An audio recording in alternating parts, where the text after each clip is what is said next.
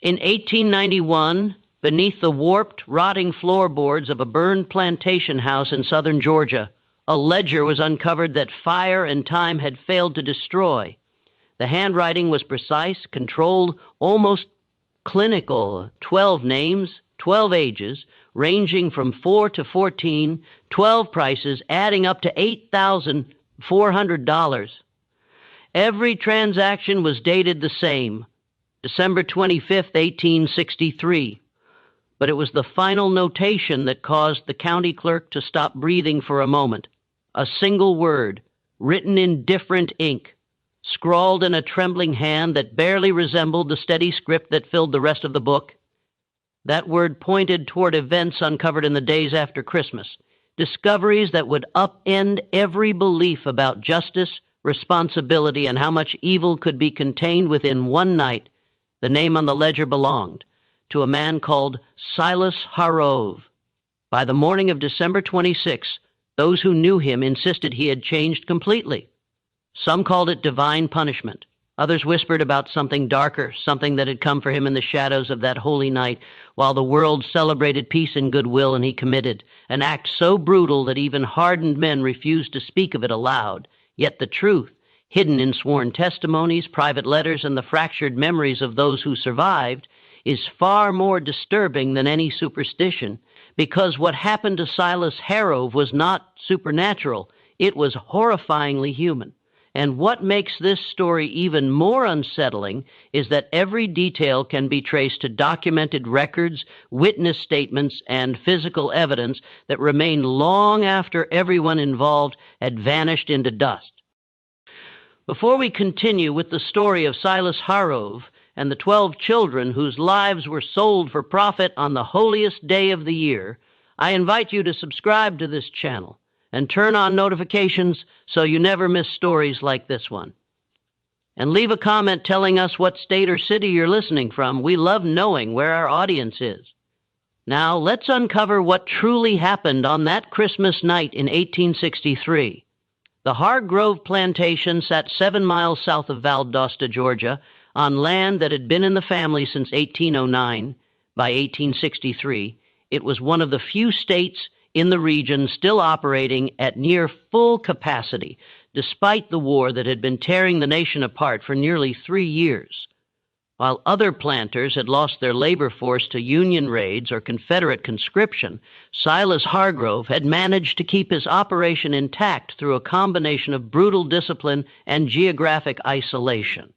The plantation house itself was an imposing 2-story structure with white columns that had long since grayed with neglect, the paint peeled in long strips, revealing wood darkened by decades of humidity and heat. 6 windows faced the front yard, their glass warped with age, reflecting distorted images of anyone who approached. The roof sagged slightly in the middle, and during heavy rains, water would drip through the ceiling of the second-floor hallway, creating a rhythmic sound that echoed through the empty rooms.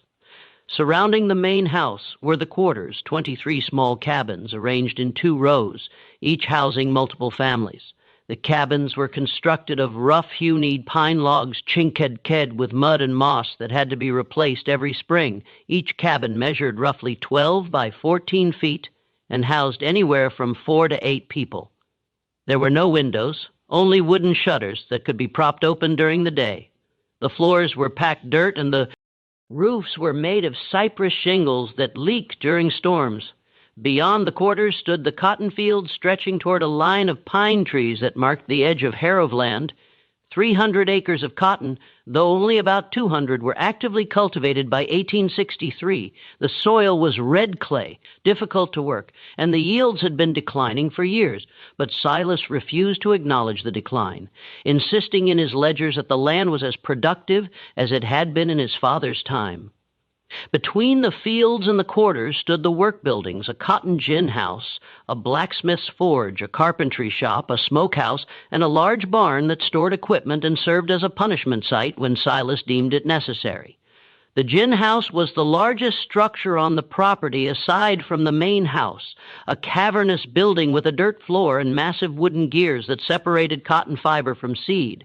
The sound of the gin during harvest season was deafening, a constant grinding and clanking that could be heard for miles. Silas Hargrove was 47 years old in December of 1863.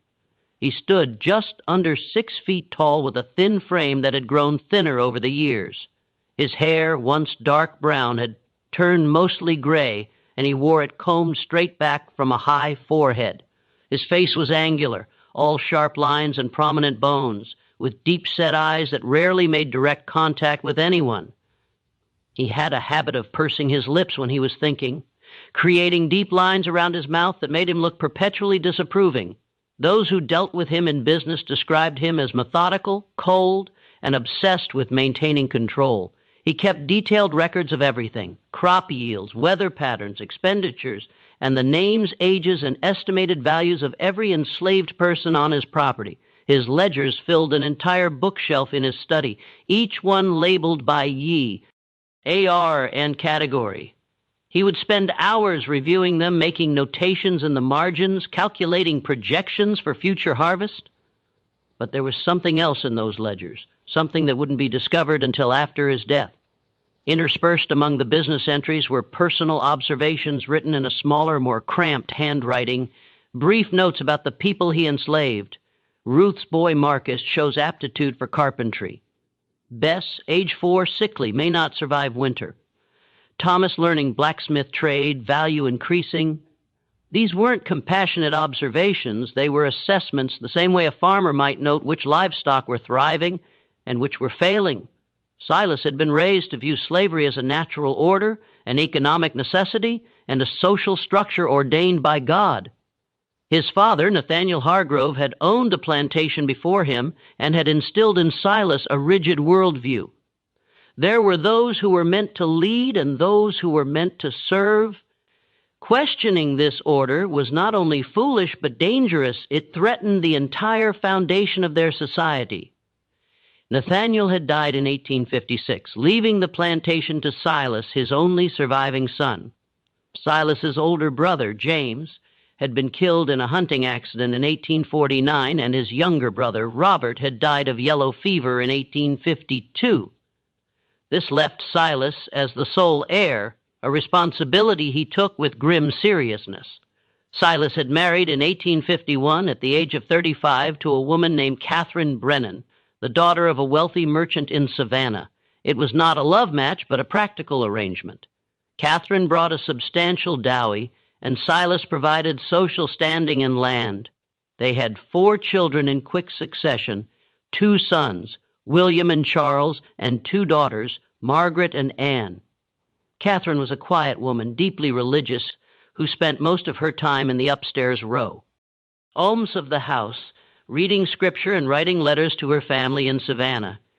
She rarely ventured into the fields or the quarters, and she never questioned Silas's management of the plantation, but those who knew her said she seemed perpetually sad, as if she carried a weight she couldn't name. In 1859, Catherine became pregnant with their 5th child. The pregnancy was difficult from the start. She was weak, often bedridden, and by the 8th month it was clear something was wrong. On a cold night in November, she went into labor. The baby, a boy, was born stillborn. Catherine hemorrhaged and died 3 hours later at the age of 32. Silas had her buried in the family cemetery, a small plot on a hill overlooking the cotton fields. He commissioned a marble headstone with her name, dates, and a single line from Proverbs. She openeth her mouth with wisdom, and in her tongue is the law of kindness. He never visited the grave after the funeral. The children were sent to live with Catherine's sister in Savannah shortly after their mother's death. Silas told people it was for their education and safety, but those close to the family suspected the real reason. He couldn't bear to look at them.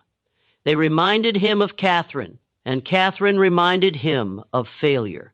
He had failed to protect her, failed to give her a life of happiness, failed to be anything more than a cold, distant husband. With the children gone, Silas retreated further into his work. He spent 18 hours a day managing the plantation, reviewing ledgers, planting crops, and maintaining the rigid control that defined his existence. He ate alone, slept alone, and spoke only when necessary. The enslaved families learned to avoid him when possible, to move quietly when he was near, to never meet his eyes.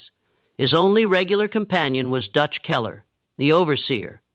Dutch was a large man, over 6 trillions tall and heavily muscled, with a thick red beard and small, cold eyes. He had worked on the plantation since 1857, hired by Silas's father shortly before Nathaniel's death. Dutch was efficient, brutal when he deemed it necessary, and utterly loyal to Silas. He lived in a small house near the gin, separate from both the main house and the quarters, a physical representation of his position, above the enslaved but below the master. Dutch handled the day-to-day operations of the plantation, assigning work, distributing rations, maintaining discipline. Silas trusted him completely, perhaps because Dutch never questioned orders and never showed any sign of moral conflict about the nature of their work. To Dutch, enslaved people were tools, no different than plows or cotton gins. You maintained them, you used them, and when they broke, you replaced them. The winter of 1863 had been particularly harsh. Frost came early in November, killing the last of the cotton bolls before they could be harvested. By December, the ground was hard and unforgiving, and a thin layer of ice formed on the water barrels each morning. The enslaved families huddled in their cabins at night, burning what little firewood they were allotted, trying to keep warm in structures that were never designed for comfort. The cotton harvest had been the worst in a decade. Silas calculated that he had lost nearly 40% of his expected yield.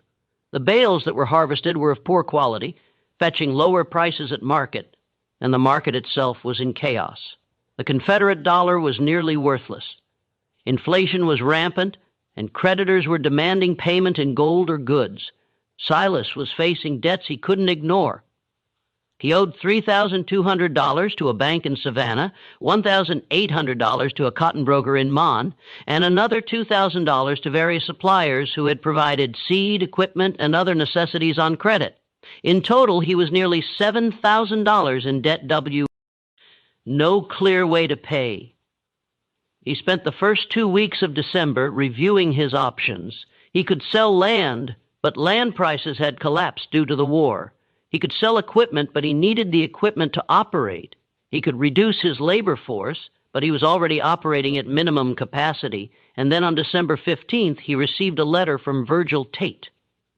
Tate was a slave trader based in Mon, one of the few still operating in Georgia in 1863.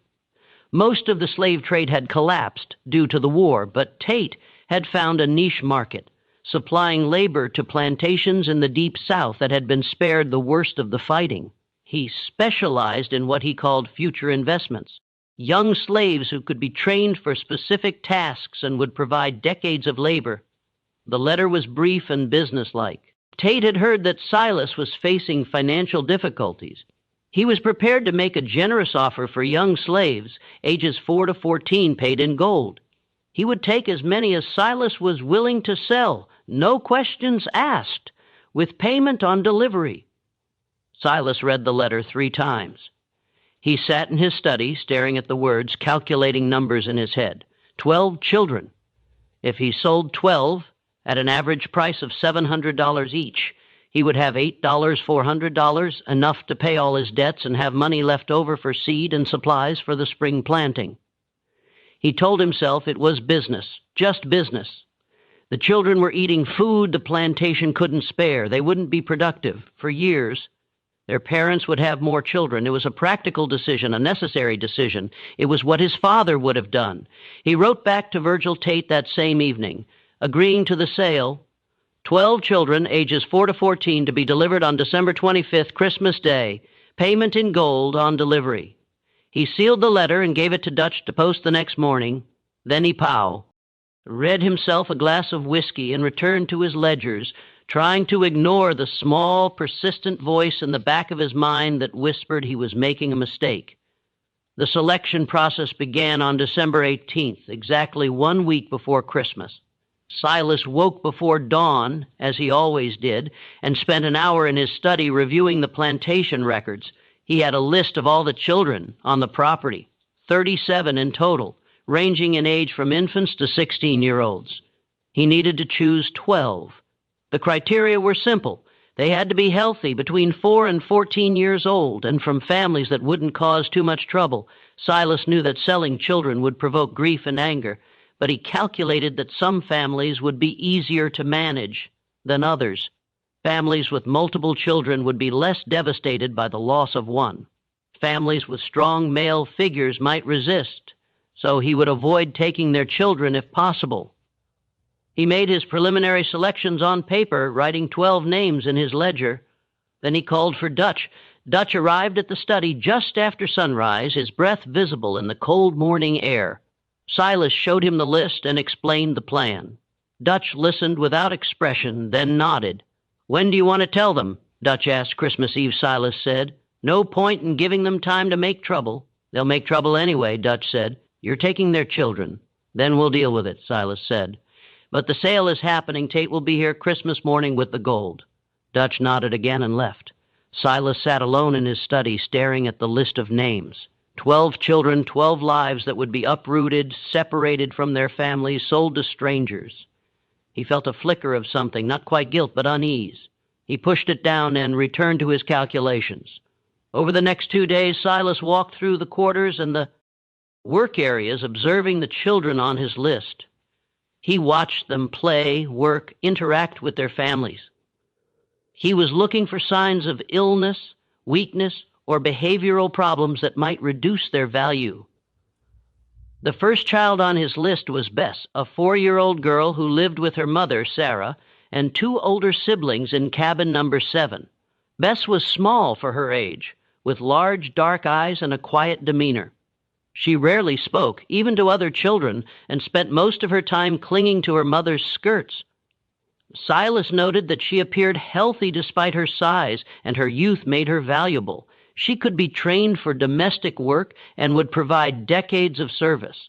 The second was Marcus, a 6-year-old boy who lived with his mother, Ruth, and his grandmother in cabin number 12. Marcus was energetic and curious, always asking questions, always exploring. Ruth was a strong woman, one of the most capable workers on the plantation, and Silas knew that taking her son would devastate her. But Marcus was healthy, intelligent, and would fetch a good price. The third was a girl named Lily, age 7, who lived with her parents and 3 younger siblings in cabin number 3. Lily helped her mother with the younger children and was already learning to sew and cook. She was quiet and obedient, traits that would make her valuable in a domestic setting. The fourth was a boy named Samuel, age 8, who lived with his father, a blacksmith named Joseph, and his mother in cabin number 15. Samuel was apprenticing with his father, learning the trade, and showed considerable skill for his age.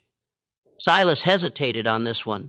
Joseph was a strong, respected figure in the enslaved community, and taking his son might provoke resistance. But Samuel's skills made him valuable, and Silas decided the risk was worth it. The fifth was a girl named Grace, age 9, who lived with her mother and 2 sisters in cabin number 8. Grace was tall for her age, strong, and already working in the fields alongside the adults. She rarely smiled, and there was a hardness in her eyes that Silas found unsettling. But she was healthy and capable, and that was all that mattered. The sixth was a boy named Daniel, age 10, who lived with his parents and an older brother in cabin number 19. Daniel was small and wiry with quick hands and a sharp mind.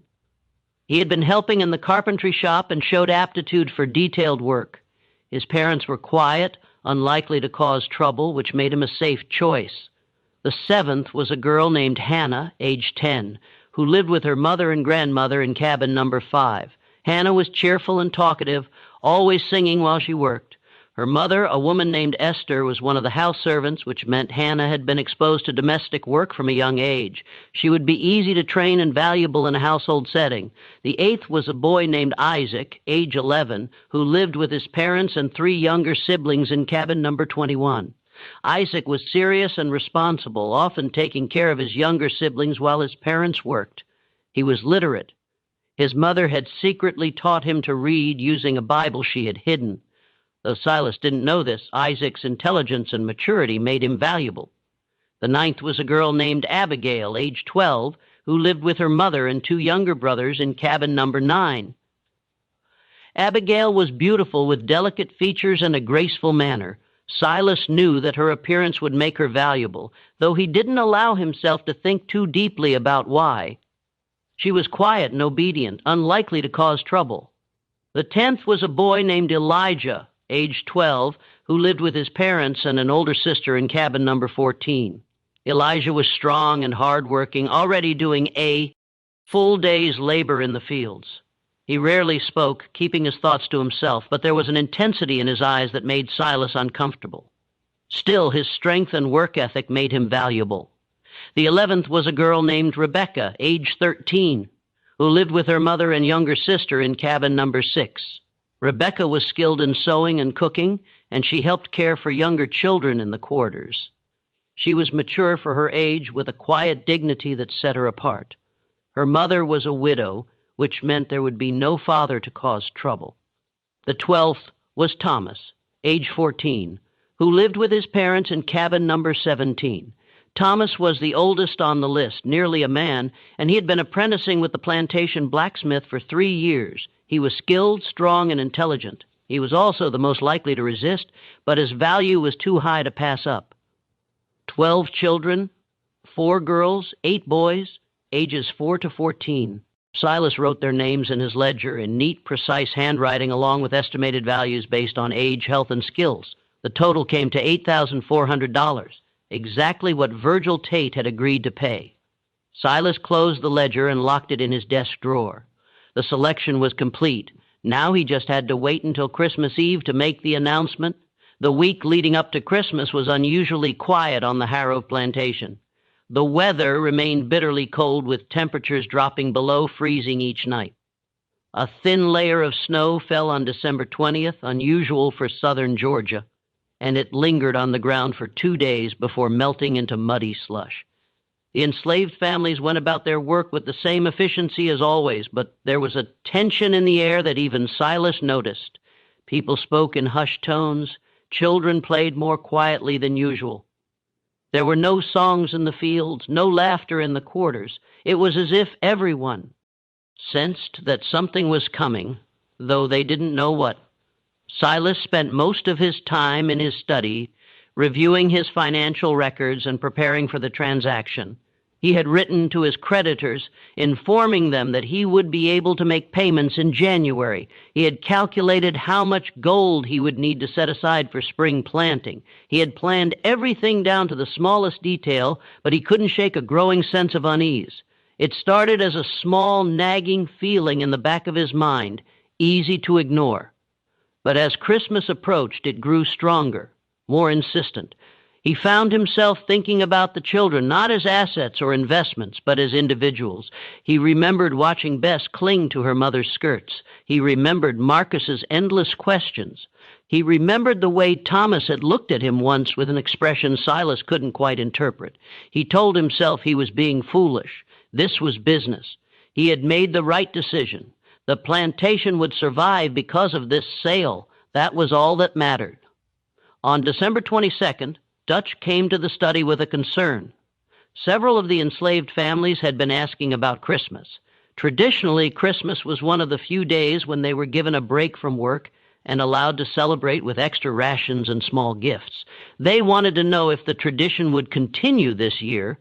Silas considered the question. Part of him wanted to cancel the celebration entirely. It seemed hypocritical to give them a day of rest when he was about to sell 12 of their children. But he also knew that canceling Christmas would raise suspicions and might provoke resistance before the sale could be completed. Tell them Christmas will be observed as usual, Silas said. Extra rations on Christmas Eve. No work on Christmas Day. Dutch nodded and left. Silas returned to his ledgers, but he cooled. Didn't concentrate. He kept thinking about the announcement he would have to make on Christmas Eve. He imagined the mothers' faces when they heard their children's names. He imagined the father's rage. He imagined the children's confusion and fear. He poured himself a glass of whiskey, even though it was only mid-afternoon. Then another. By evening, he had finished half the bottle and fallen asleep at his desk. He dreamed of Catherine. She was standing in the upstairs hallway of the house wearing the white dress she had been buried in. She was looking at him with an expression of profound sadness, and she was holding a baby, the stillborn son who had killed her. She didn't speak, but her eyes said everything. "What have you become?" Silas woke with a start, his heart pounding. The study was dark, the fire in the hearth reduced to glowing embers. He lit a lamp and checked his pocket watch. It was just after midnight, December 23rd, 2 days until the sale. He stood and walked to the window, looking out at the quarters. A few cabins had lights in the windows, candles or small fires. Most were dark. He wondered if the families were sleeping or if they were lying awake, sensing the approaching storm. He turned away from the window and went upstairs to his bedroom. He didn't sleep for the rest of the night. December 23rd passed slowly. Silas stayed in his study, avoiding the quarters, avoiding Dutch, avoiding everyone. He reviewed the transaction papers Virgil Tate had sent, making sure everything was in order. He counted and recounted the estimated value of the children. He tried to focus on the numbers, the logic, the necessity of what he was doing, but the unease wouldn't leave him. It had grown into something more than discomfort.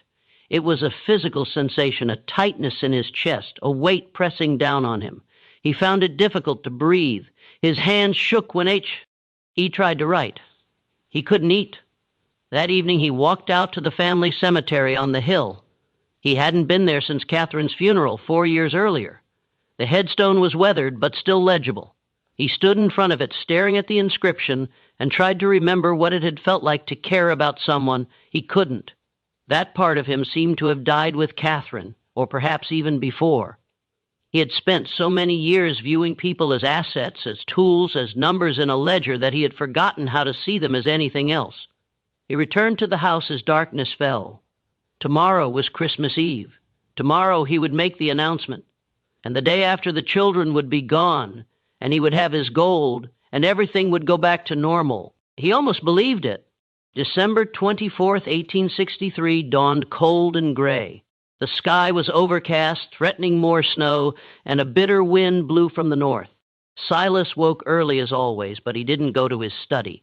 Instead, he stood at his bedroom window, looking out at the quarters, watching as smoke began to rise from the chimneys as families woke and started their fires.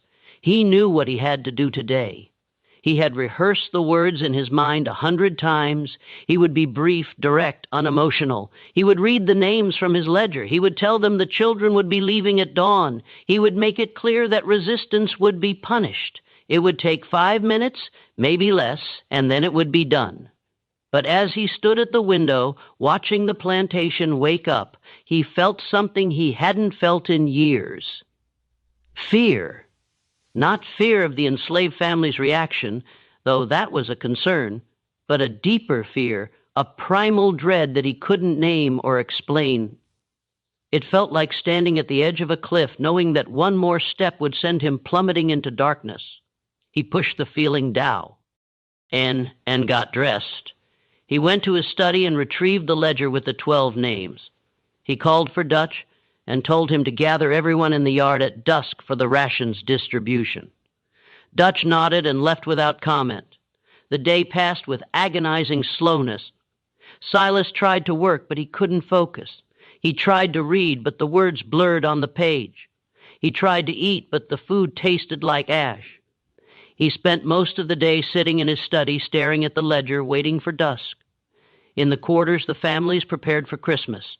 Despite the cold and the hardships of the past year, there was a sense of anticipation.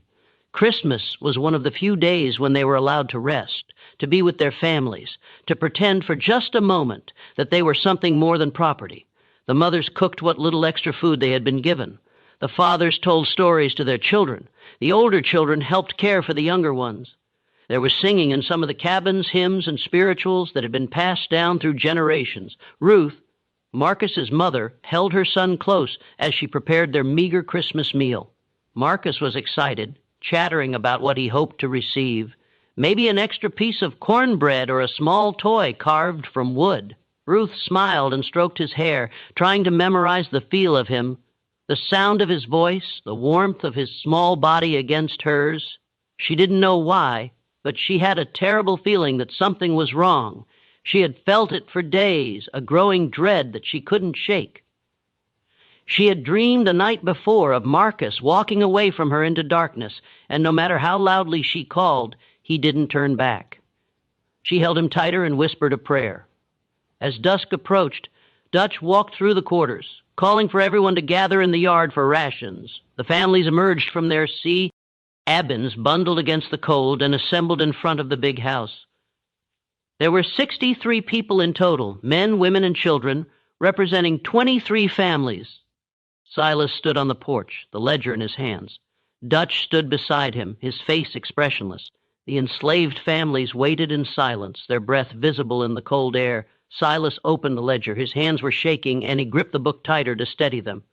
He looked out at the assembled faces, faces he had seen every day for years, faces he had never truly looked at. "I have an announcement," he said. His voice sounded strange to his own ears, thin and distant. The crowd waited. Silas looked down at the ledger and began to read the names: Bess, Marcus, Lily, Samuel, Grace, Daniel, Hannah, Isaac, Abigail, Elijah, Rebecca, Thomas. 12 names. As each name was called, a ripple of confusion passed through the crowd. Parents looked at each other, trying to understand. Children looked up at their mothers and fathers, sensing something was wrong. "These children have been sold," Silas continued, his voice flat. "They will be leaving at dawn tomorrow. The buyer will arrive with a wagon. The transaction is final. Anyone who interferes will be punished." For a moment there was absolute silence. The words hung in the cold air, incomprehensible, and then slowly the meaning sank in. The first sound was a gasp, a sharp intake of breath from one of the mothers, then another, and then the wailing began. It started with Ruth. She let out a sound that was barely human, a howl of grief so profound that it seemed to tear the air itself. She fell to her knees, clutching Marcus to her chest, and the sound that came from her was the sound of a soul breaking. Other mothers joined her. Sarah, Bess's mother, collapsed, her body shaking with sobs. Esther, Hannah's mother, screamed and reached for her daughter, pulling her close. "Say." The fathers stood rigid, their faces carved from stone, their fists clenched at their sides. The children began to cry, not understanding what was happening, but sensing their parents' terror. Bess clung to her mother, her small body trembling. Marcus buried his face in Ruth's shoulder. Thomas stood apart from his parents, his face blank, his eyes fixed on Silas. Ruth crawled forward on her knees, her hands outstretched, her face wet with tears. She reached the porch steps and looked up at Silas, her voice breaking. "Please," she said. "Please, Master Hargrove, don't take my boy. He's all I have. Please, I'll work harder. I'll do anything. Please don't take him."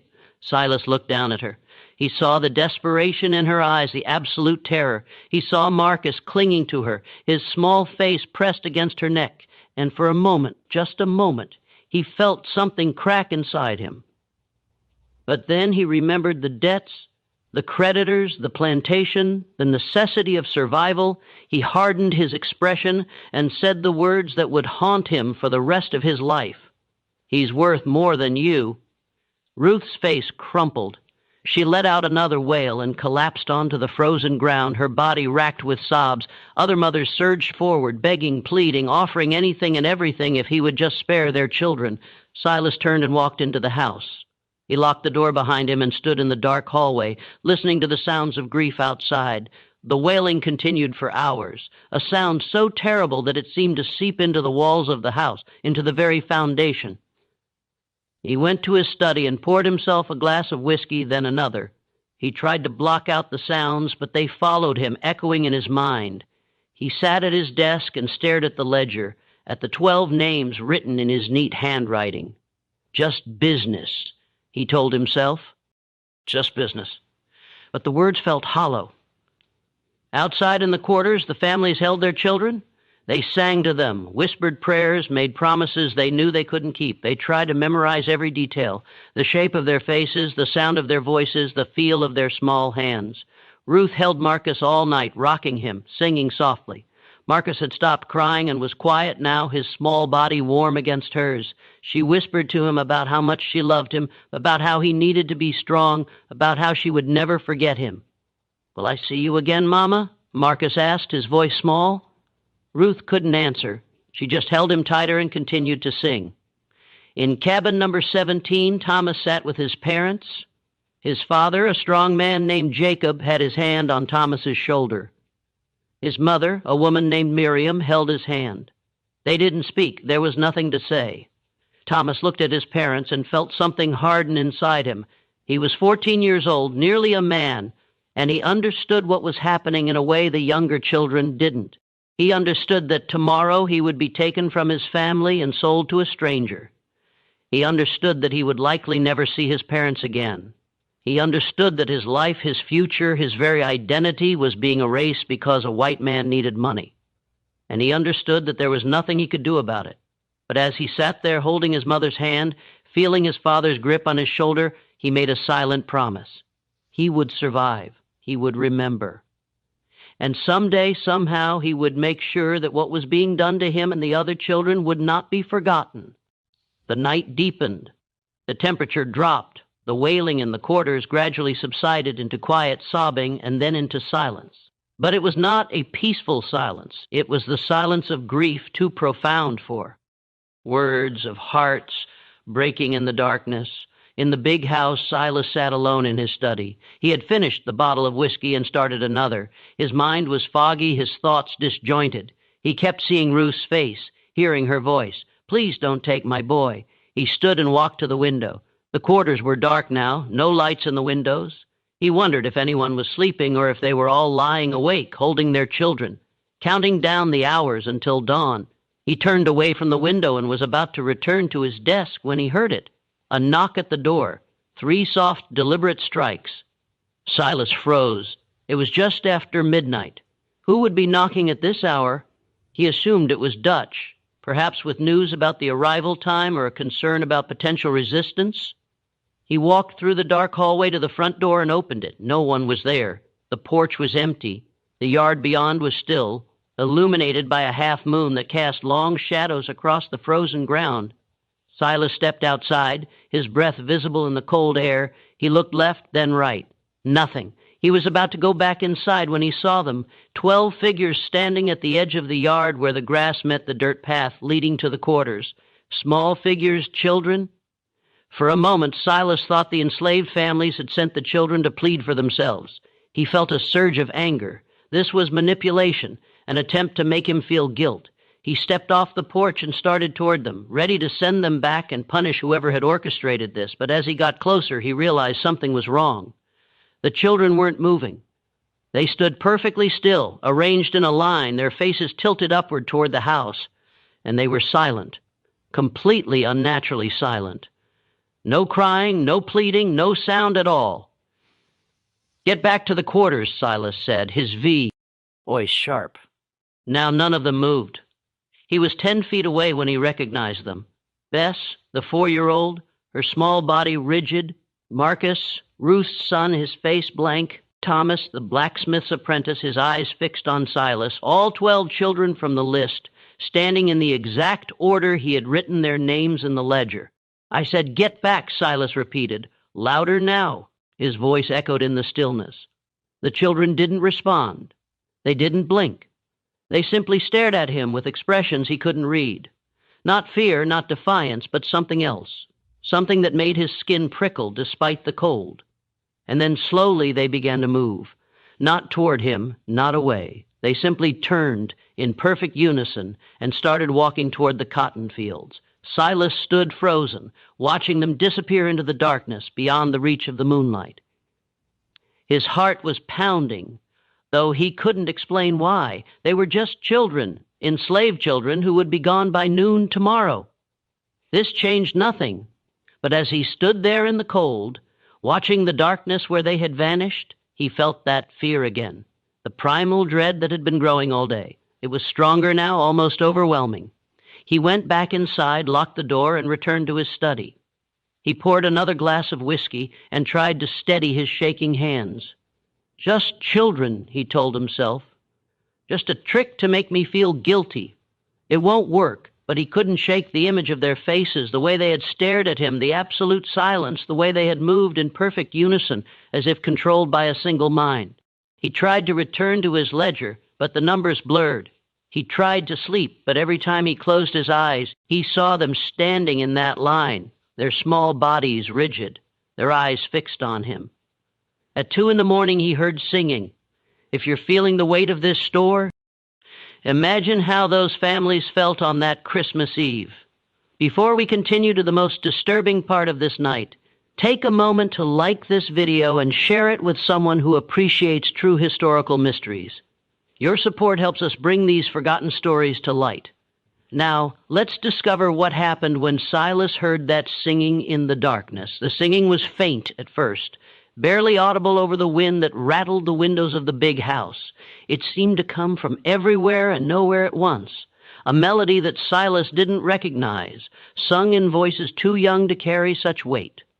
The tune was slow, mournful, with a rhythm that felt wrong, discordant, like a hymn sung backward, or a lullaby twisted into something dark.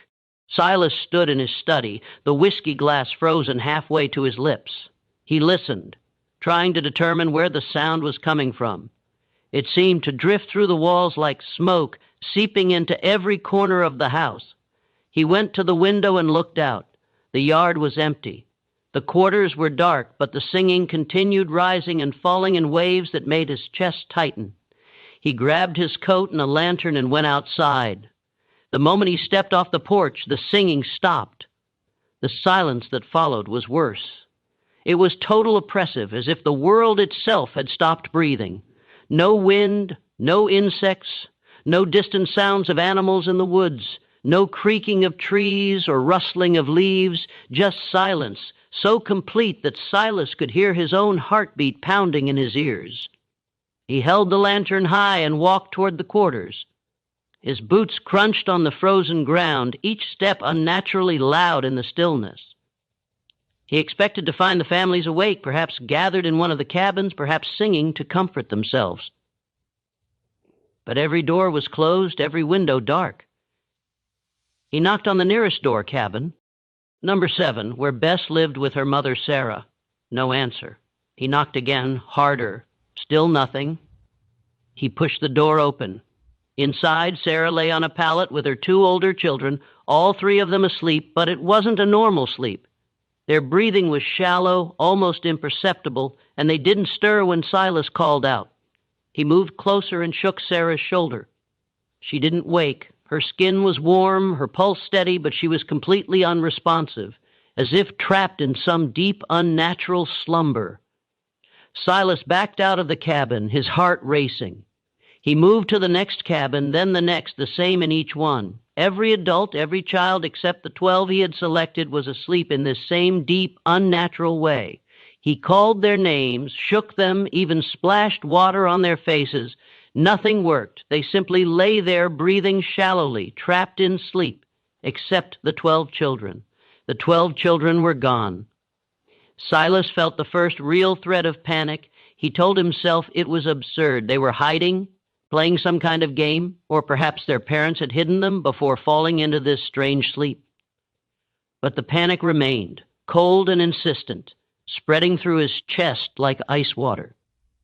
He searched the quarters, the barn, the storage sheds, the gin house, nothing. He walked to the edge of the cotton fields, holding his lantern high, and called their names. His voice was swallowed by the darkness, as if the night itself was absorbing the sound. And then he saw the light. Deep in the fields, perhaps 100 yards away, a small fire burned. It was low to the ground, flickering weakly but unmistakable against the darkness. Silas started toward it, his boots crunching on the frozen earth, his breath coming in short gasps. As he got closer, he saw them. The 12 children sat in a perfect circle around the fire. They weren't moving, weren't speaking. They sat, their faces illuminated by the flames, staring into the fire as if hypnotized. The light cast strange shadows on their faces, making them look older, almost ancient. "What are you doing?" Silas demanded, his voice breaking the silence. "Get up. Get back to the quarters now." None of them looked at him. They continued to stare into the fire, their expressions blank. He stepped closer, anger overriding fear. "I said, get up." One of the children, Thomas, the oldest, finally turned his head. His eyes met Silas's, and for the first time the boy spoke. "We're waiting."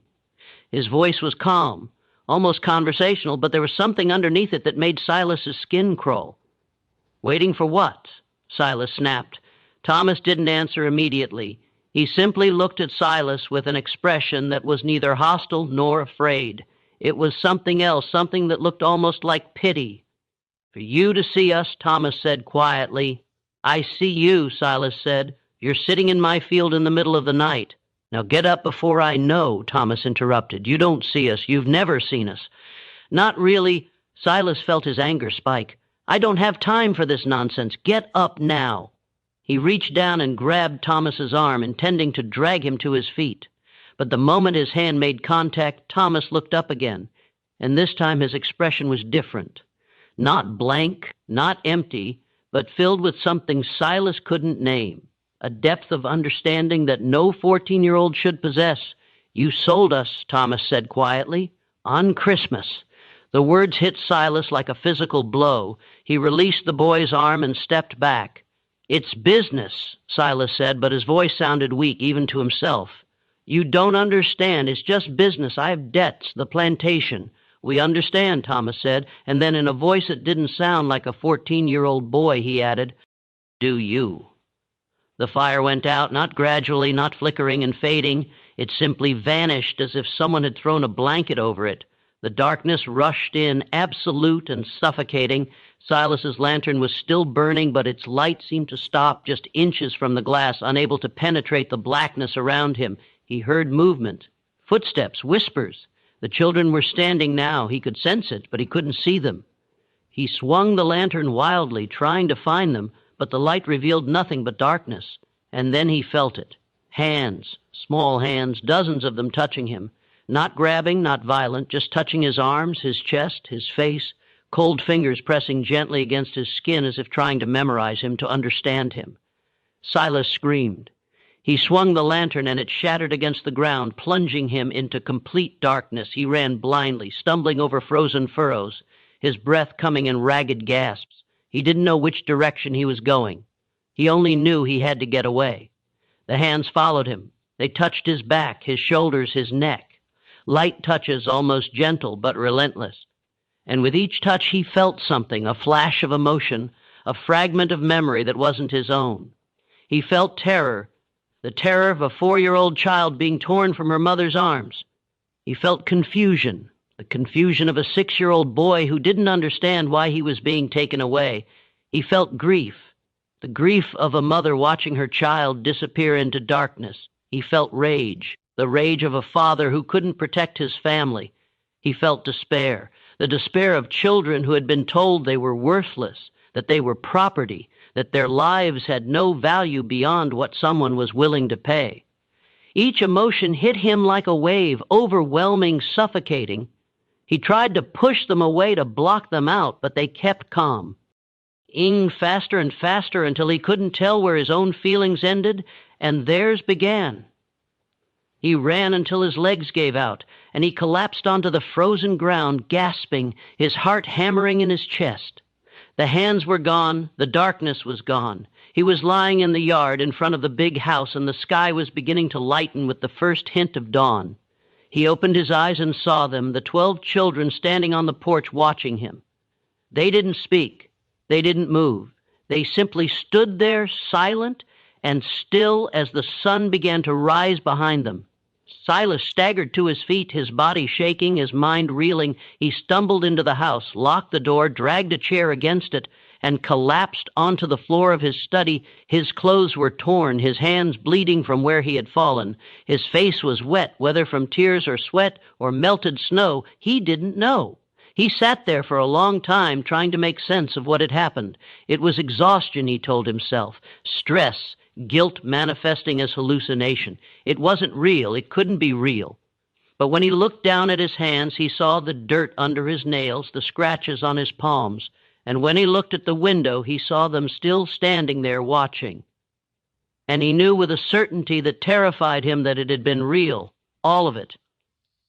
At precisely 6 a.m, Virgil Tate arrived with his wagon and 3 armed men. Silas heard the sound of hooves and wheels on the frozen road and forced himself to stand. His body ached, his head pounded, and his hands wouldn't stop shaking. He looked at himself in the mirror above his desk and barely recognized the man staring back. His face was pale, his eyes bloodshot and sunken, his hair disheveled. He looked like he had aged a decade overnight. He straightened his clothes as best he could and walked to the front door. He took a deep breath, trying to steady himself, and opened it. Virgil Tate was a large man, over 6 trillions tall and heavily built, with a thick black beard and cold, calculating eyes. He wore a long coat and a wide-brimmed hat, and he carried himself with the confidence of a man who had done this transaction 100 times before. Behind him, 3 men sat on the wagon, all armed with rifles, all watching Silas with expressions of bored indifference. "Hargrove," Tate said, his voice gruff, "you have them ready." Silas opened his mouth to respond, but no words came out. He looked past Tate to the yard where the 12 children still stood in a line, exactly as they had been, waiting. But something was different now. In the growing light of dawn, he could see their faces clearly, and what he saw made his breath catch in his throat. They weren't blank anymore. They weren't empty. Their eyes were filled with something he finally recognized, something he had been too blind to see before: humanity. They were children, just children.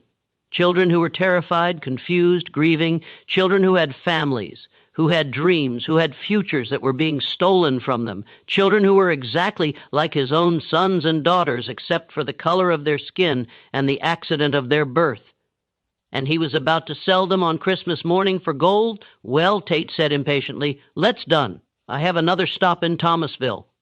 Silas looked at the children, at Bess, the 4-year-old, her small body trembling, at Marcus, Ruth's son, his eyes wide with fear, at Thomas, the blacksmith's apprentice, who was looking at him with that same expression of understanding, of pity. And in that moment, Silas Hargrove understood something that would haunt him for the rest of his life. They knew exactly what he was. They knew what he had chosen, and they knew that he would have to live with it. The weight of that knowledge was crushing. It pressed down on him, suffocating him, and he realized that this was what they had shown him in the darkness, not revenge, not punishment, but truth, the simple, unbearable truth of what he was doing. He thought about the gold, about the debts, about the plantation, about everything he had told himself to justify this decision. And he realized that none of it mattered. None of it was worth this. "No," Silas said quietly. Tate frowned. "What?" "No," Silas repeated louder now. His voice was shaking, but there was a firmness underneath it that surprised even him. "The sale is off." Tate's expression darkened. "The hell it is. We have a contract. I have your signature. You take this gold or I take those children and you get nothing." Silas looked at the leather satchel in Tate's hand, the satchel containing $8,400 in gold coins, enough to save the plantation, enough to pay his debts, enough to secure his future. Then he looked at the children again, at their faces, at their eyes. "Take your gold and leave," Silas said. Tate stared at him for a long moment, his jaw clenched. "You're a fool, Hargrove. You'll lose everything." "I know," Silas said. And he did. He knew that without the gold he would default on his debts. The creditors would seize the plantation. He would lose everything his family had built over 3 generations. He would be ruined. But he also knew that if he went through with this sale, he would lose something far more important. He would lose whatever remained of his humanity. He would become something he could never come back from. Tate spat on the ground. "Your funeral." He turned to his men. "Let's go. We're wasting time here." The wagon turned and started back down the road. The sound of hooves and wheels faded into the morning. Silas stood on the porch, watching them disappear, and felt something inside him break and form at the same time. He looked at the children. Slowly, one by one, they turned and walked back toward the quarters. By the time the sun was fully up, they were gone. Silas stood on the porch for a long time after the children left, staring at the empty yard. The sun was rising, casting long shadows across the frozen ground, and the world was beginning to wake up. He could hear sounds from the quarters now, doors opening, voices calling out the normal sounds of morning. He realized that whatever had happened during the night, whatever strange sleep had fallen over the plantation, was over. The families were waking up, and they would want answers. Silas went inside and walked to his study. He sat at his desk and stared at the ledger, at the 12 names written in his neat handwriting. He picked up his pen, dipped it in ink, and drew a single line through each name. Then at the bottom of the page he wrote 3 words. Sale canlet. Debt remains. He closed the ledger and locked it in his desk drawer. Then he stood and walked back outside. The families were emerging from the quarters now, confused and disoriented. They had woken to find themselves in their cabins with no memory of how they got there or what had happened during the night. The last thing they remembered was the announcement on Christmas Eve. The grief, the wailing, the terror of knowing their children would be taken at dawn. But dawn had come, and their children were still there. Ruth was the first to see Marcus. He was standing outside their cabin, looking tired and confused, but unharmed. She ran to him and swept him into her arms, sobbing, checking him for injuries, unable to believe he was really there. Other mothers did the same, finding their children, holding them, weeping with relief and confusion. The children couldn't explain what had happened. They remembered standing in the yard, remembered walking tea. Oh, the fields remembered sitting around a fire, but after that, everything was blank until they woke up at dawn. Dutch Keller emerged from his house near the gin, looking as confused as everyone else. He had fallen asleep at his desk the night before and woken to find it was Christmas morning. He walked to the big house and found Silas standing on the porch. What happened? Dutch asked. Where's Tate? Did the sale go through? No, Silas said. I canceled it. Dutch stared at him. You what? I canceled the sale, Silas repeated. The children are staying, but the debts. I'll figure it out, Silas said. His voice was flat, emotionless. But there was a finality to it that made Dutch realize there was no point in arguing. Dutch shook his head. You've lost your mind. Maybe, Silas said. Or maybe I just found it. Dutch left, muttering under his breath. Silas remained on the porch, watching as the family slowly realized what had happened. The children weren't being taken. They were safe. It was Christmas morning, and they were still together. The relief was palpable, but so was the confusion. No one understood what had changed. No one knew why Silas had canceled the sale, and no one dared to ask. Silas spent the rest of Christmas Day alone in his study. He didn't eat. He didn't sleep. He simply sat at his desk, staring at the ledger, replaying the events of the night, over and over in his mind. The children in the yard, the fire in the fields, the hands in the darkness, the emotions that had overwhelmed him. Terror, confusion, grief, rage, despair. He had felt what they felt. He had experienced for just a moment what it was like to be them, to be powerless, to be property, to be seen as less than human, and it had broken something in him that could never be repaired. The days following Christmas of 1863 were marked by a strange, heavy silence on the Harrow plantation. The enslaved families returned to their work, but something had shifted. They moved through their tasks with the same efficiency, but there was a new quality to their presence, a quiet dignity, a sense of having witnessed something that couldn't be undone. Silas Hargrove did not leave the big house for 3 days.